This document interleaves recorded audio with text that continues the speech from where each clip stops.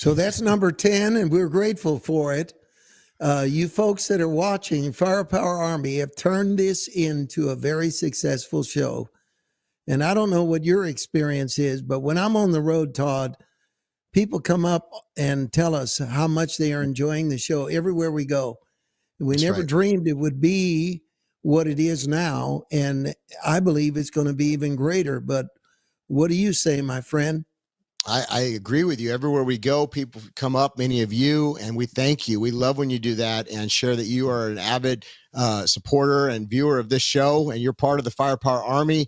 And Mario, I really believe the evangelists of today, this is another layer of how we can speak to folks and get the message out and share the good news of Jesus. So the Lord has put his favor on the broadcast, and we couldn't do it without him. So I'm extremely thankful. I'm also thankful. I think I lost a little bit of weight since that first show. So my wife's probably thankful for that too, but that's always a good thing.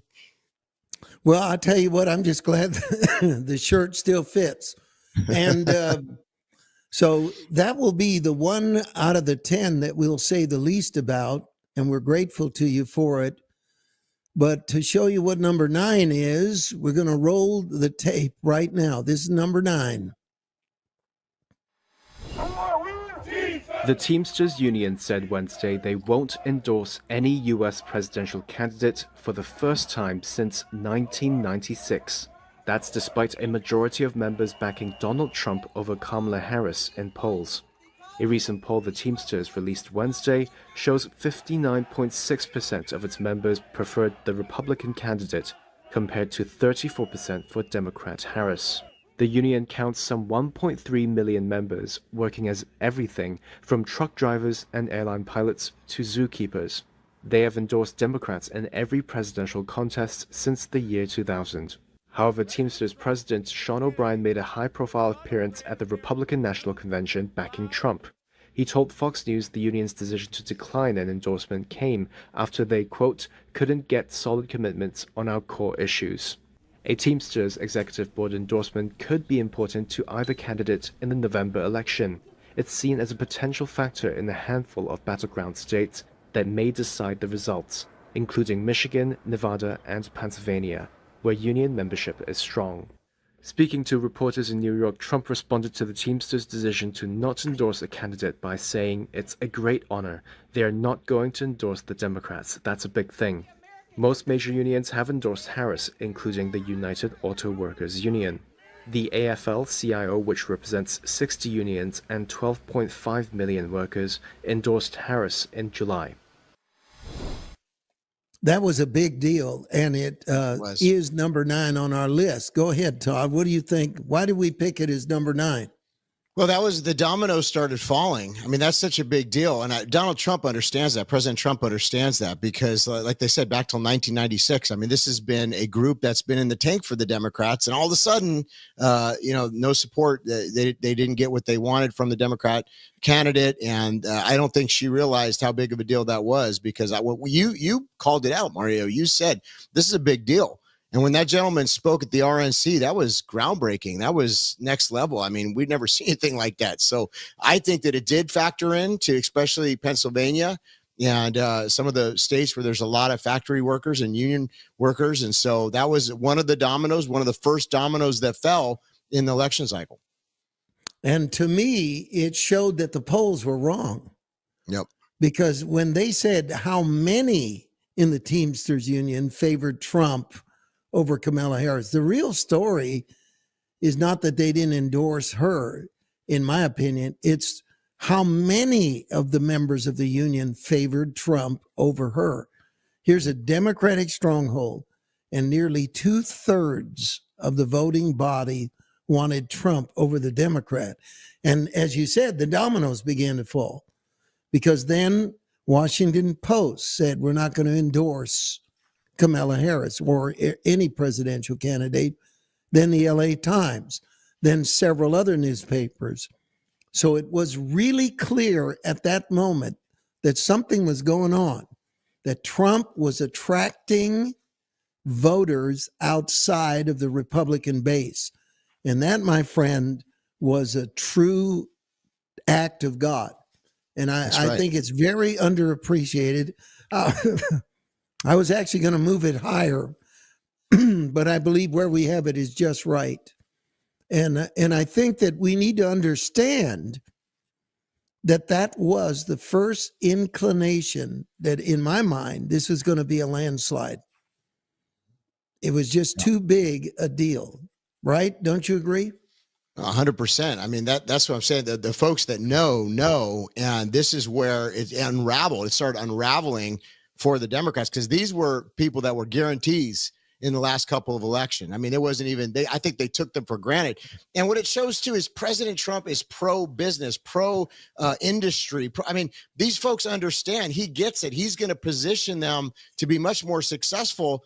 And I think this is where a lot of folks are, Mario, is they're like, look, the Democrats, the globalist policies, they don't help us. They don't benefit the workers. No. They don't benefit the blue collar people. And so everybody was feeling the pinch in their purse, in their spending, and their shopping. And they said, no, this is not going to work. And so, yes, I believe you were really keen on this, because you spoke about this before anybody else. And I remember listening to what you said about it, and you were spot on. You know, and the thing that I thought about it, that again, I think people were missing, is that's when I knew that Trump was the candidate for the working class. That shift in the narrative, which the Democrats had had a stronghold for decades, claiming they were the party of the working class. That's when I knew something's going on here. All this talk about abortion, that's the other thing. Oh, I knew that when the Teamsters Union did not endorse Kamala Harris, I knew that abortion was not the number one issue. And like I said in the blog, more women wanted groceries than wanted abortions. That's and right. The Democrats were slow to realize that. And to their own demise, they missed the fact that it was inflation. And by virtue of that, the fact that they believed that the open borders were costing them jobs, and that they felt the Democratic power structure, the ruling elite party, cared more about illegal immigrants than they did working class Americans. And I think that's what sunk it. So now we did 10 and 9. And so we're going to roll the tape on number 8. What is number 8 thing we're thankful for? I want to bring the conversation back to the broken criminal justice system that is disproportionately negatively impacting Black and brown people all across this country today. Now, Senator Harris says she's proud of her record as a prosecutor and that she'll be a prosecutor president, but I'm deeply concerned about this record. There are too many examples to cite, but she put over 1,500 people in jail for marijuana violations and then laughed about it when she was asked if she ever smoked marijuana. She blocked evidence. She blocked evidence that would have freed an innocent man from death row until the courts forced her to do so. She kept people in prison beyond their sentences to use them as cheap labor for the state of California. And she fought to keep cash bail system in place that impacts poor people in the worst kind of way. Okay, think about this, Todd. I'm going to ask you a question. Get ready, buddy. Okay. Tulsi Gabbard was good news, not for what she did during the election, but what she's going to do during the presidency. And what I want to identify her as number 8 is because she's going to be a powerhouse in the Trump team. And she is a existential threat to the left. And I think you saw it in that video. She so dismantled Kamala Harris in exchange that she dropped out of Kamala Harris dropped out of the race not long after that. She was the most disliked. That's why we know it was an absolute puppet show that she was ever chosen, coronated as the replacement for Biden. But when I'm saying that Tulsi Gabbard in the intelligence community is going to be an articulate and powerful voice. And you saw it in that video.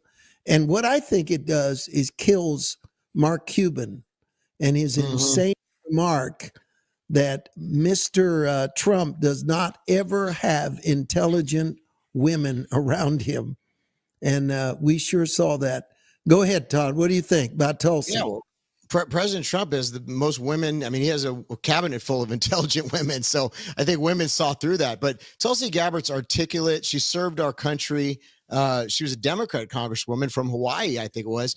But, you know, that was her moment, in my opinion, Mario, where she became a star. I mean, that was the death blow, if you will, for the Harris campaign in that election cycle. She couldn't go beyond that because it was so much truth. And I think that's where she really became a star. And what I appreciate and admire, and I don't agree 100% with Tulsi Gabbard's policies, but what I appreciate about her, she seems to be a truth seeker, and she spoke truth even when it was unpopular. And it's cost her. It's cost her her party. You know, her party basically tried to oust her, but she survived because the folks see that her intent, I believe, is to stand for what's right. And now she's going to be in charge of the DNI, which that's huge. I mean, this is, and they're trying to say on all these, you know, MSDNC and all these channels that, you know, she's not, you know, qualified. But the deal is she's more qualified, in my opinion, than a lot of these other people that have been in previous administrations. I mean, what about these men that thought they were women? I mean, that's what about the qualifications there? I mean, look at the last cabinet appointees from the Biden, you know. So, I mean, this is a woman's articulate. She's smart. She's brilliant. And she served our country, by the way. And so I'm interested to see how this all pans out. But I like her. You know, and the other thing I think that she's going to be is an extension of Donald Trump's doctrine to stay out of needless wars. That's right. And she's going to uncover the connection between the globalists, the military industrial complex, and the moles who are embedded in our intelligence community. She's going to go after them. And to me, it's going to keep us out of wars. And that's why I'm excited that she's on the team, and I think she's going to be a phenomenal contribution. Now, we're at number 7, and the video isn't going to tell you what number 7 is about, but we're going to run it, and then we'll tell you what it's about. So here, coming up, is number 7 of the thing we are most thankful for in 2024. Only later in your political career did you change your position. Why? Yeah, I sat in that office with those Sandy Hook parents. I've become friends with school shooters. I've seen it. Look, the NRA, I was an NRA guy for a long time. They used to teach gun safety. I'm of an age where my shotgun was in my car so I could pheasant hunt after football practice. So J.D. Vance, that's what that's about. That's not J.D. Vance, but that demonstrates this friend of school shooters, of course, was a flub. But what it demonstrated is the debate skills and the incredible ability to dismantle false arguments in J.D. Vance. And you and I remember the day that you called me and you were hoping it was somebody else. That the day that Trump picked J.D. Vance, I was dancing in the living room. I was That's true. excited. And you had a different opinion than mine on that. You wanted somebody. He grew on me. He grew on me. I mean, I trusted President Trump. I figured there was probably a reason why he picked him, but, you know, he grew on me. You know, we were looking for, I think Ben Carson was in the running and a few others. And, you know, we like Mr. Carson. He's very man of integrity, loves the Lord. But I was thinking maybe he should have picked a woman or, you know, somebody more diverse. But the truth of the matter is he picked the right guy, because that debate, he shined. He was a star, and he was so, I mean, he is an articulate man that just gave it to, oh my goodness, it was done. That was another moment where another domino fell. And that's what we saw. And I think, Mario, it was the prayers, because the church stepped up. We have to admit, the church stepped up in this election cycle and prayed, probably unlike anything I've seen in my lifetime. Really prayed. I mean, I know so many people had prayer calls and events and different gatherings and opened the churches and had all kinds of prayer meetings, including what we did at our church. And I really believe God responded to the prayers of the saints. So what was happening is we were watching one domino fall. You know, Tulsi Gabbard coming over. That was bigger than most of us realized, because she flipped teams. And, you know, she came over. That was big. And then this debate, that was a huge one, because a lot of people most people don't watch the vice president debate, but this election cycle they did. And I think it had lasting consequences. It was a brilliant choice to choose Vance for a couple of other reasons. One is he knows how to verbally dismantle CNN, MSNBC, And whenever he was on legacy media, whether it's ABC, Oh, man. CBS, they would throw him these gotcha questions and he would just eviscerate them. He would neutralize them. And it was interesting how he would turn the tables when he was being interviewed and look at the interviewer and say, you know what you're doing right now? You know why people don't trust you and you don't have the audience you once had, etc. He was like a more polite version of Trump, but just as devastating in his debate skills. That's number one. Number two is, and this is big, folks, he's presidential. Yes. You know what I mean, Todd? Yes. He's presidential. That's Go right. ahead. When you say he's like a Trump, he's saying the content of what he's saying is very similar, same message, but he's got that, orator, politician type, where Trump's not a politician. He's just a New Yorker, but he's amazing. We love him. But, his speaking skills probably aren't what people are used to from a candidate, but he's got that. JD Vance has that. So he's still packing the same truth, but he's doing it in a real articulate way. Yeah. We can't have Trump for more than 4 years. And J.D. Vance already looks like he is the presupposed nominee for president in 2028 in the Republican Party. Right. The man is going to sit there and get groomed by the best that ever was, Donald Trump. Think about that. No. This guy loves God. This guy is pro-Christian. He's articulate, and we're going to hear from him.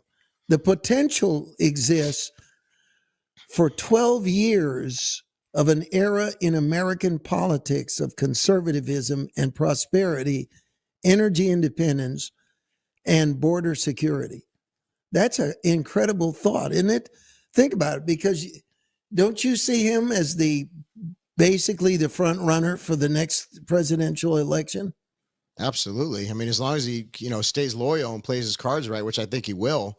I think President Trump is, like you said, is a great mentor, and that America first, what needs to be done. I don't think people are going to tolerate rhinos anymore. I think that rhinos are going to be, they're going to be, they're going to get rid of them. I mean, all these PACs, and there's a lot of power behind this movement, and they're not going to tolerate these rhinos. And so they're all kind of put on notice right now. I think even with the Gates nomination, even though that didn't end up going through, what it did was it shows President Trump what senators and what congressmen are going to be loyal.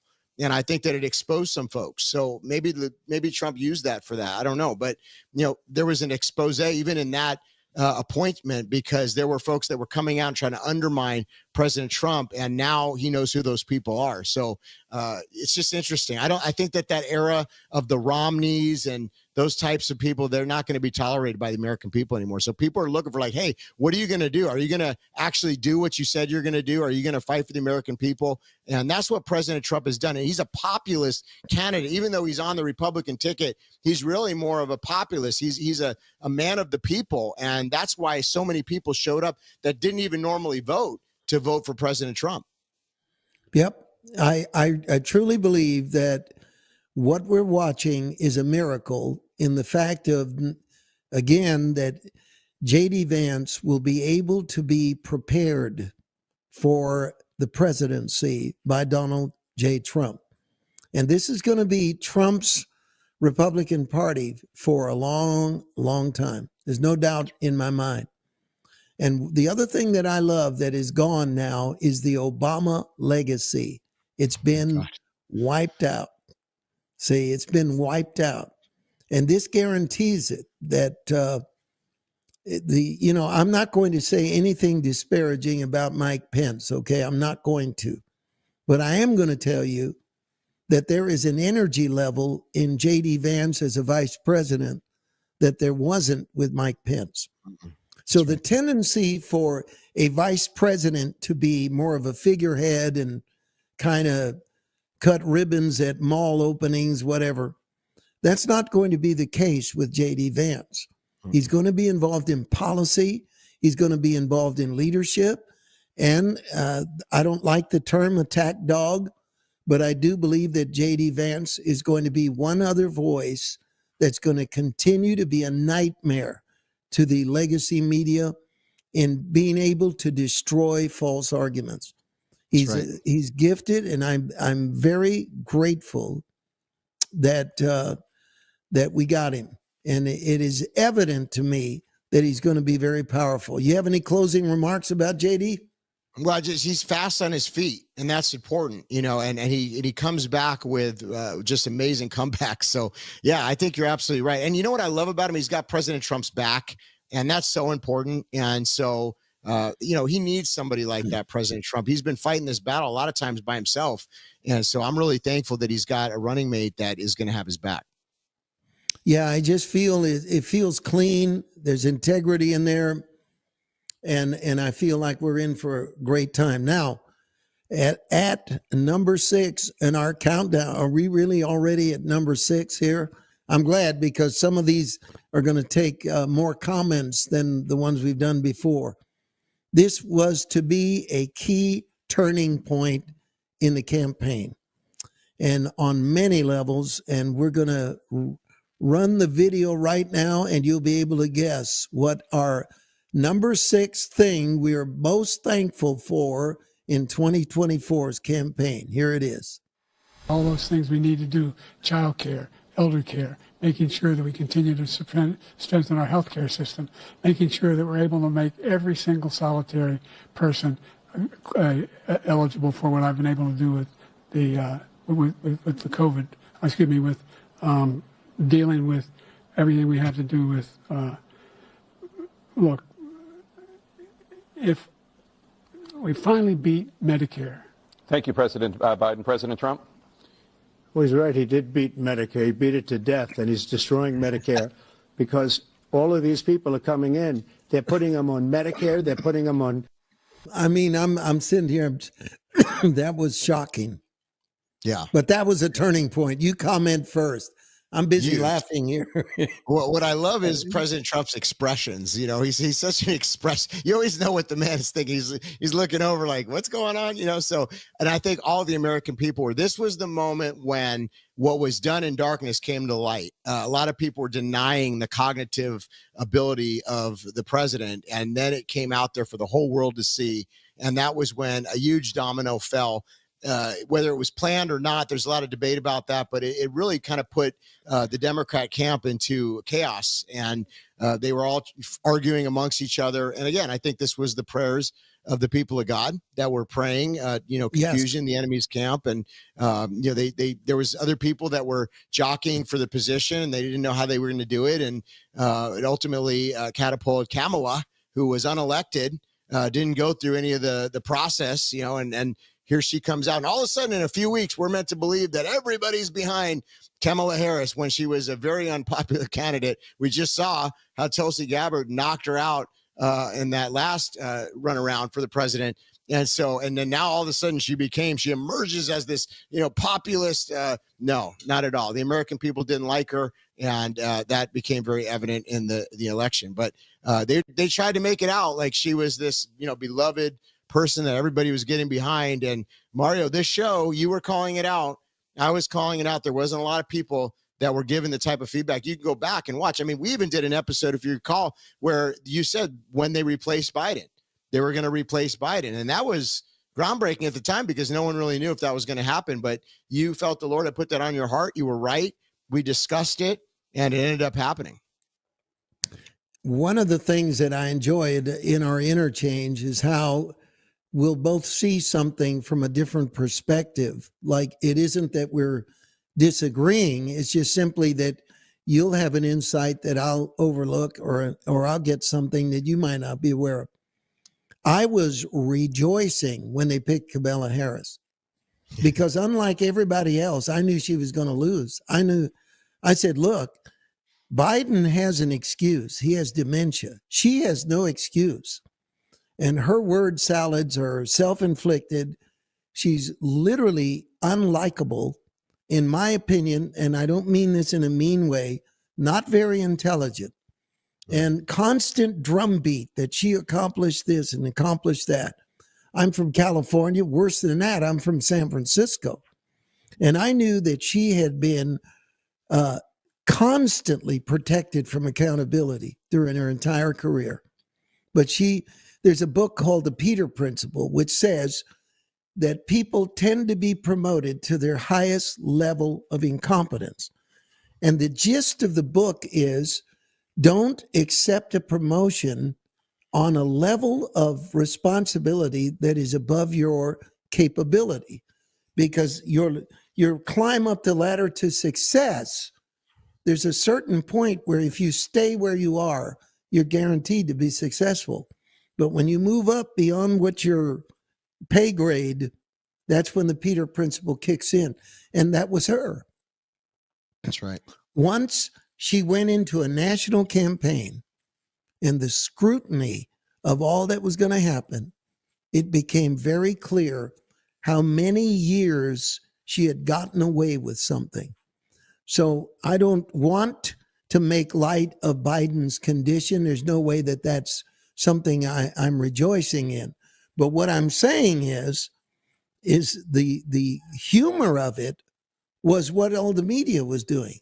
You remember that pathetic moment when Jill Biden said, "You answered all the questions." Right. And I said, if you talk about a participation trophy, that was it. But we look back on it, and it qualifies as number 6 because it was the turning point in the campaign. That's and right. It put the Democrats in a horrible position. They had to it was a coronation of her, Kamala Harris, and everybody was saying, oh, she's popular. Oh, she's this. I said, nope, this dog won't hunt. This is not going to happen. The day of reckoning is coming. What she is will come to the surface. And $1.6 billion. Talk about dodging a bullet, okay? Right. We know what kind of a president she would have been. Adding trillions to the debt and getting nothing out of it. She took $1.6 billion, threw it down a rat hole. Couldn't even get Oprah to endorse her without a $2.5 million payola. Wow. Everybody, she wrote a check for all of it.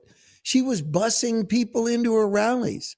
From the very get-go, I knew that debate with Trump was a turning point. And it was so devastating. Remember how, and go ahead, you're getting me all worked up here, so I'm going to let you talk. Well, you remember how all the media was saying it's a disaster. This debate was a disaster.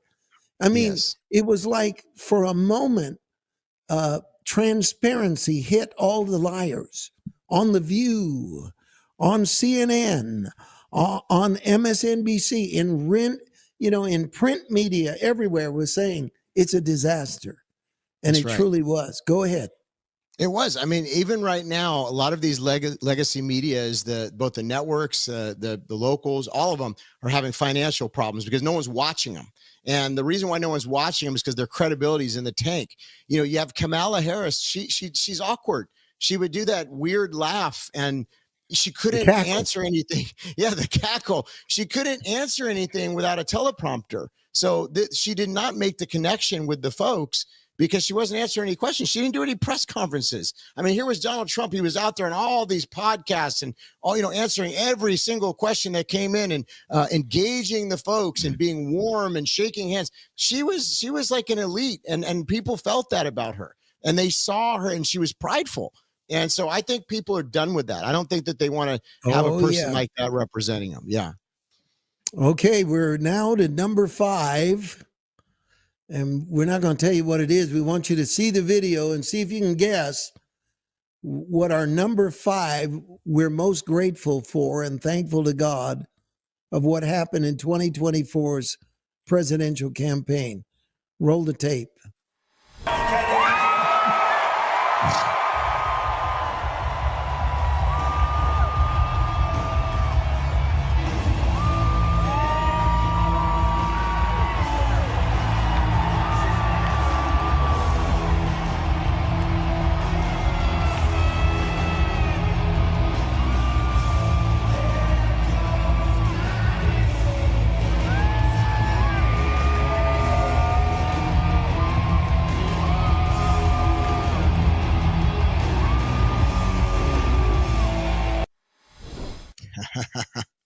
Historic. I believe, yeah, Robert F. Kennedy won several of the battleground states for Donald Trump in the election. Well, I'm going to let you go first. Why was Robert F. Kennedy's defection from the Democratic Party and his public endorsement of Donald Trump, why did it make it to number 5 on our list of things we're grateful for in 2024? Go ahead. Such a big deal. If you look at the people around President Trump, even with Elon, and we're going to get to some of these in a minute here, but these were former Democrats, Mario. These were folks that had their whole life voted Democrat. You know, my grandma, she loved John F. Kennedy, and she was a Democrat. Before she passed away, I think she started becoming more conservative. But remember, there was an era in the Democrat Party that it was Kennedy's party.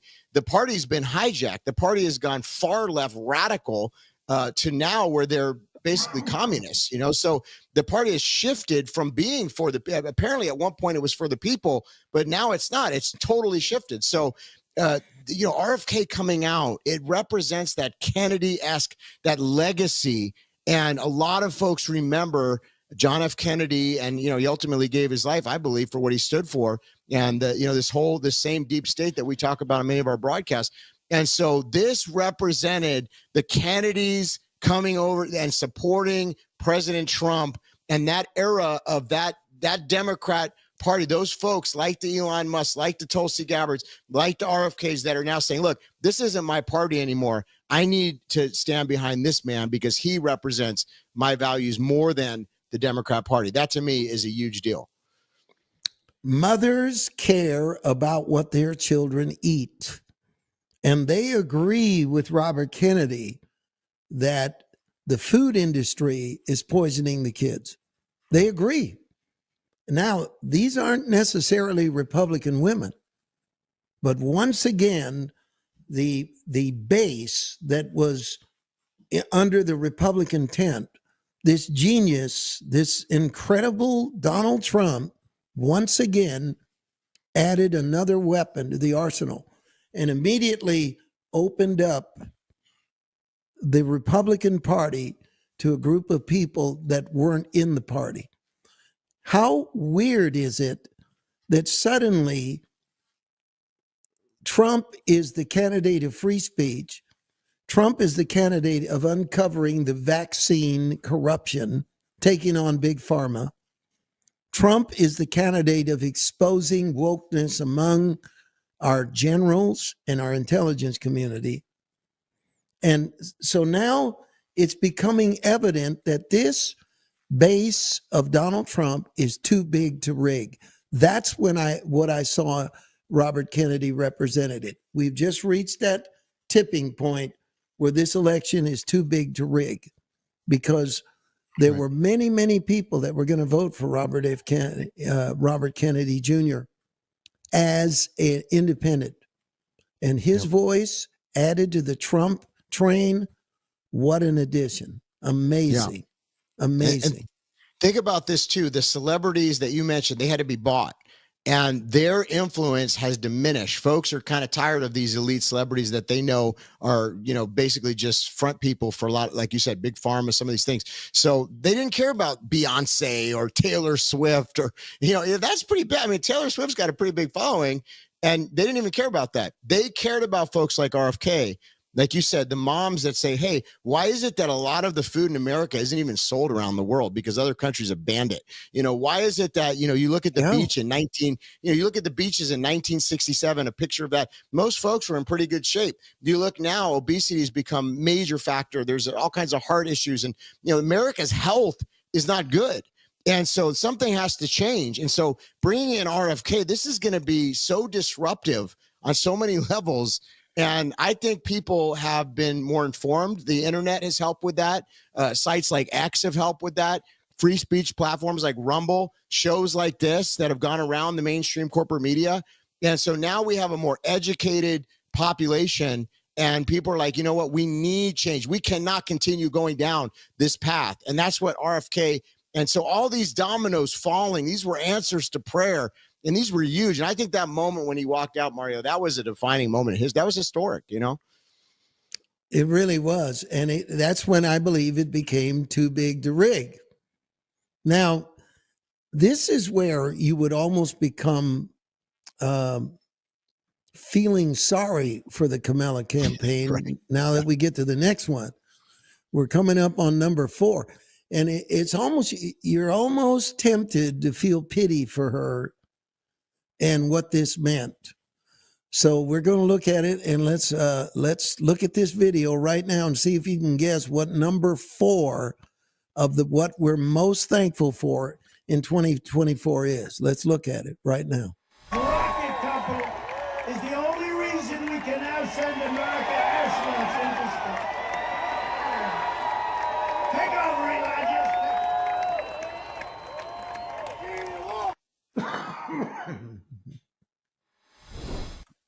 You have got to be kidding. All the Democratic operatives are going, you have got to be kidding. Elon Musk is traveling with Trump and campaigning for him, the wealthiest man in the world. Come on. I'm lobbing you a softball pitch over the plate at 50 miles an hour. What did you think when Elon Musk appeared at that rally in Butler, Pennsylvania? What went through your mind? It's over. And remember, you and I, we covered, remember when they did that, it was like the X Spaces, and they did that interview. And that was a moment too. We didn't include in our top 10, but that was big.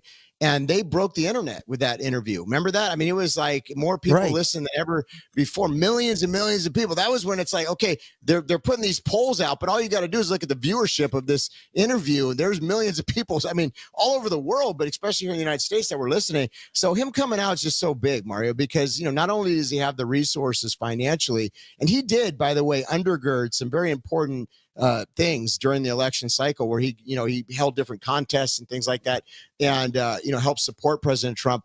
And that goes against the Soros money because they seem to have unlimited resources, but this was a counter to that. And I know some folks don't like Elon Musk, and I understand that, but what I'm saying is a counter to that Soros, all those was it Act Blue and all those different organizations, the NGOs. Here comes the richest man in the world, which, by the way, bought Twitter, turned it into X, which is the #1 news site in all of the world. That's where folks are getting their news from, which, by the way, if you don't have an X account, you should probably get on there because we post the show on there, by the way. But, there's a lot of conversations that are going on that are on X that aren't on some of these other social media outlets that censor. And it's for the most part, censorship free. So that him coming over, him availing X, him doing the interview, him helping undergird financially, and just the support of Elon Musk was a massive domino. And I think at that point, Mario, that's where, like you said, it almost became unfair for the Democrats, but it wasn't because they had to be too big to rig. And we knew that there was all kinds of nefarious plans. So that countered that. Well, I have a couple more comments about it. Elon Musk, to me, this Thanksgiving is like that second helping of pumpkin pie with whipped cream on it and a fresh cup of coffee. Yeah. I already had the one, already had the RFK slice of pie. But then came the Elon Musk, and I'm sitting there thinking, God in his holy heaven is having mercy on the United States by breaking the Billionaires Club, which was so leftist, so hateful toward the church. And it seemed like there was this impenetrable wall that we couldn't break, and suddenly it was over. And you brought up, and we got to talk about this. So come on back here a second, Todd. I'm not saying you left. I just wanted you on screen. And we want to thank our producer, Matt, for putting up with us because Matt Fuller is just amazing the way he's been able to do all these videos. And sometimes we don't give him things until the last minute. And he fights being angry with us, and he's so patient. We love him. But you mentioned the interview that Trump did with Elon Musk. Yeah. All right. The legacy media was 90% of the media that's out there was a state-sponsored media, totally in the tank for Kamala, right? Absolutely, 100%. So if you were to look at ABC, CBS, MSNBC, CNN, and whoever else I'm leaving out, they're their aggregate audience, this is Mario Murillo's sudden audience chart.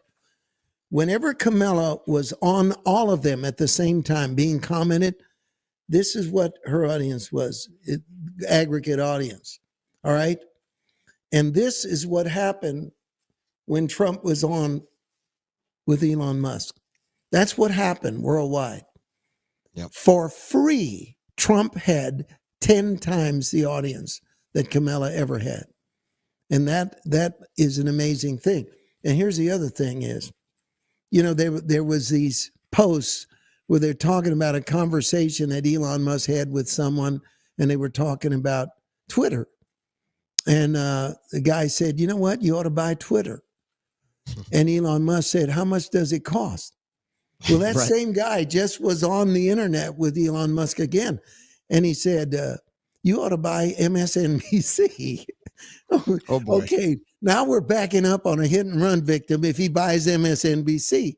But in the same interchange, years apart, the guy asked Musk, well, you ought to buy MSNBC. And his response is, how much does it cost? Yep. So stay tuned. I would believe anything now. Well, Absolutely. Any comment before we move on? Well, he's an innovator. I mean, if you think about it with NASA and their budgets and everything, for whatever reason, the space program is in shambles, that they're having to now rely on Elon Musk to get people from the space station. I mean, that just speaks volumes about the state of our country. So I think things are going to be changing, folks. And we need innovators, and we need people that are willing to, I was telling my wife, because we were on the freeway and our car got hit by a rock. If you ever had that happen, it's awful. So the windshield, started shattering. And, I said, it's amazing. For years, we've had glass windshields and we've had tires that are made of rubber that can burst. What if an innovator came in and had some different type of tire, different type of glass, or, but the thing is we've been at the status quo for so long. And this the legacy media is the status quo for so long. We need disruptors. We need reformers. And that's what President Trump is doing. He's putting together a cabinet of reformers. And by the way, that's what's happening in the church as we speak too, is that the Lord is raising up reformers for such a time as this. That's what's going on. That's what's happening. And so everything that we're discussing today, it actually has a spiritual significance. And just when you think it couldn't have gotten worse for Democrats, here is number 3 of what we're most thankful for in 2024. Let's roll it right now.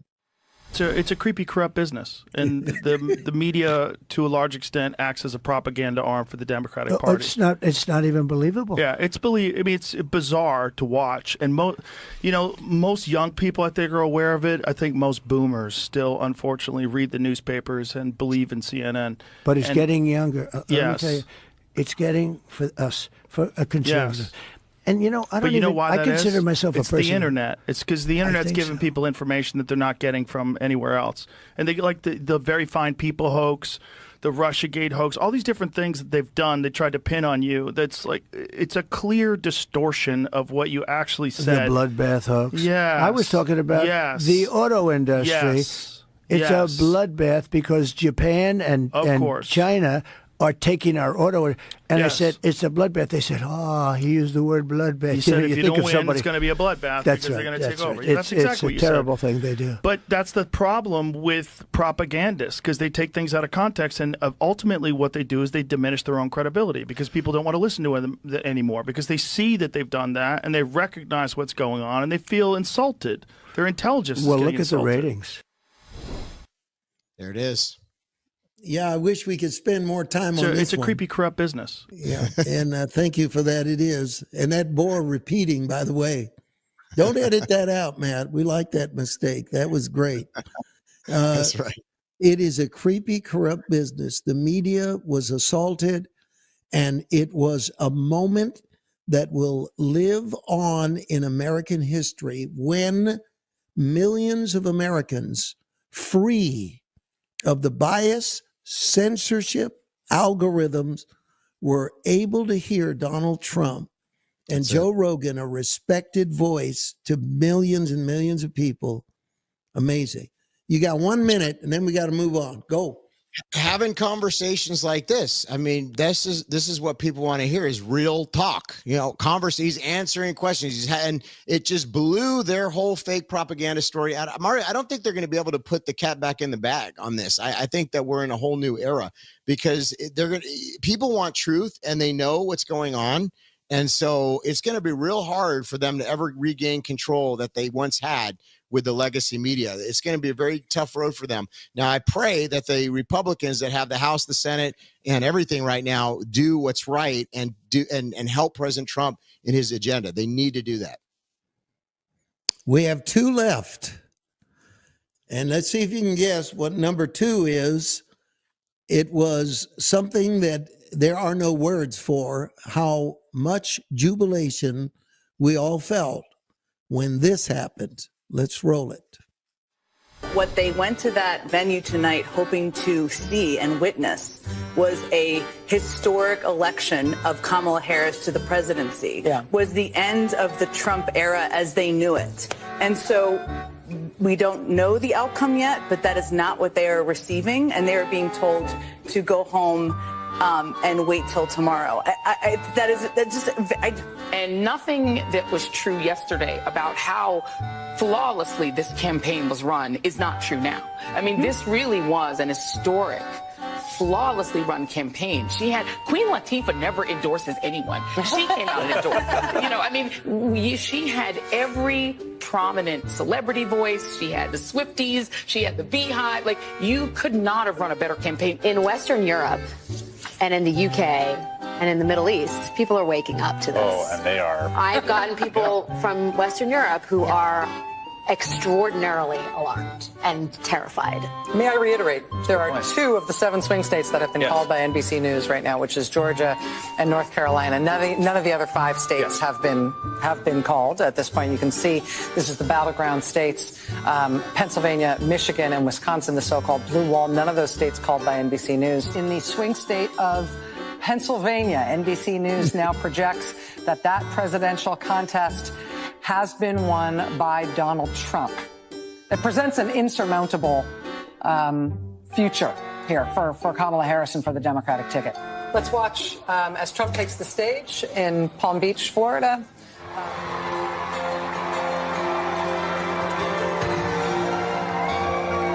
We overcame obstacles that nobody thought possible, and it is now clear that we've achieved the most incredible political thing. Look what happened. Is this crazy? Boy, it's going to be a real tough speech for her. Wow. I mean, the election of Donald Trump was too big to rig. And it was just a total amazing, indescribable victory.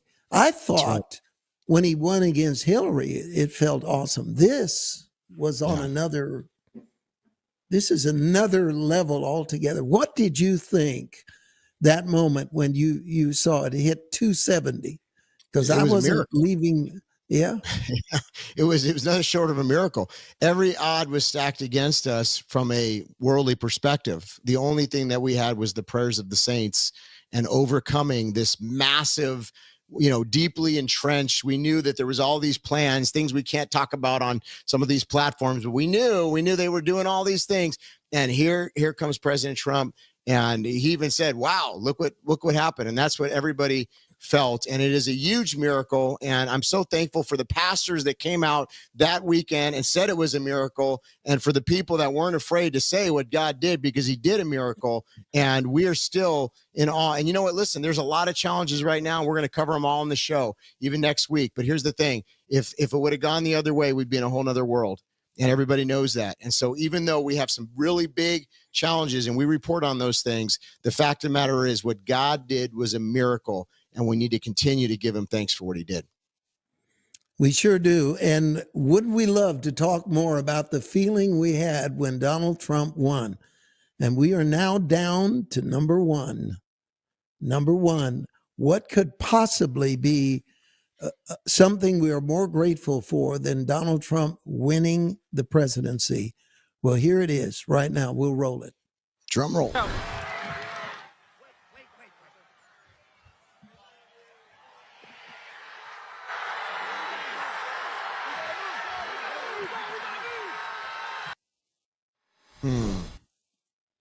I mean, there are no words because everything else happened on a fairly human level. This one was divine.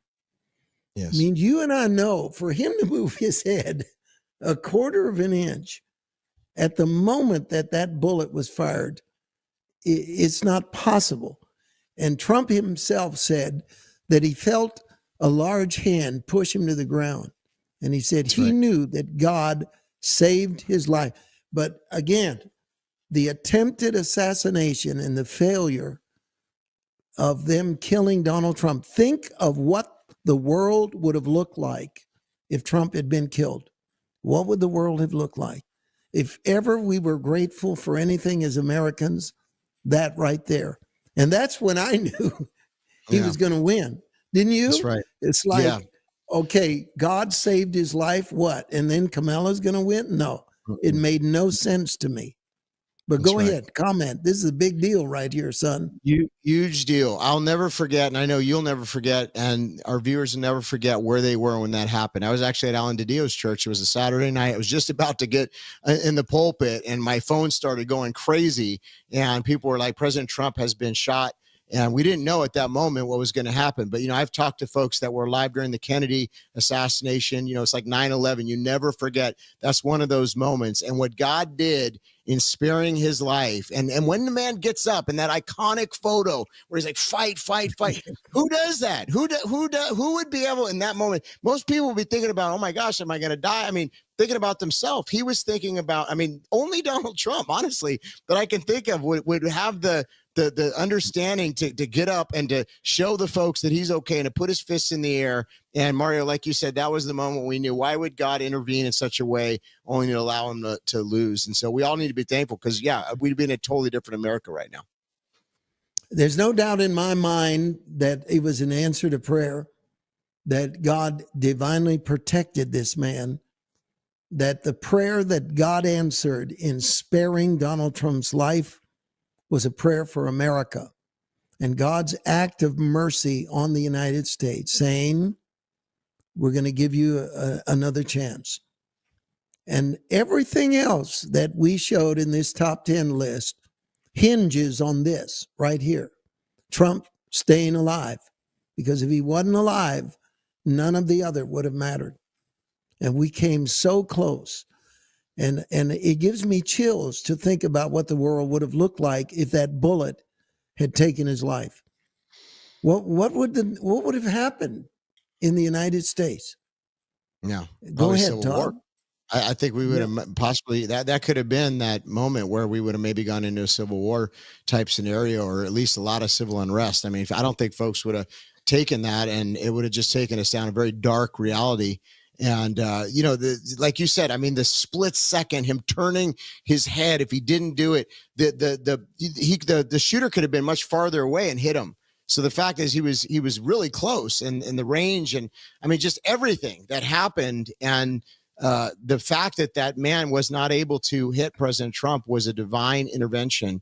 And I know that very well, Mario, because I had a divine intervention in my life when I got stabbed 9 times, So anybody that's had a near-death experience or understands that, you've been in a situation like that, you'll never forget it. And I believe that deeply impacted the president's life and heart. And I think that he's drawn closer to God as a result. And we're just continuing to pray that the Lord uses that for his glory, and what was meant for evil is turned around for good, Beloved, we have all been through a lot. I got 59 seconds to wrap this all up. And we want to say to you that when you're gathered around your table, having your Thanksgiving, how long has it been since America's had this much to thank God for? That's right. This has been a year of intervention. This has been a year of God exposing evil.